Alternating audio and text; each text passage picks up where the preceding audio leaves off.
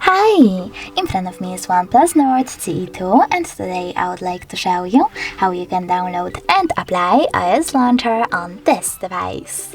First of all, go into Play Store, click on the search bar and type in iOS Launcher. Now you need to install this free app from this developer and tap on Open.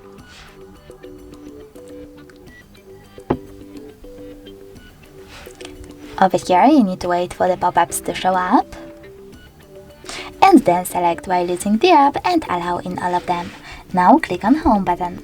Over here you need to tap on iOS Launcher, select Always and tap on Got It. As you can see, Apple layout was applied successfully on my OnePlus. But you can always switch between your layouts by going into Devices Settings, then scrolling down and tapping on Apps, App Management over here. Then click on Default App and choose Home App. If you wish to go back into the default one, click on OnePlus Launcher. If you wish to switch to iOS, tap on iOS. Thanks so much for watching. If you enjoyed this video, leave a like, comment and don't forget to subscribe. Bye!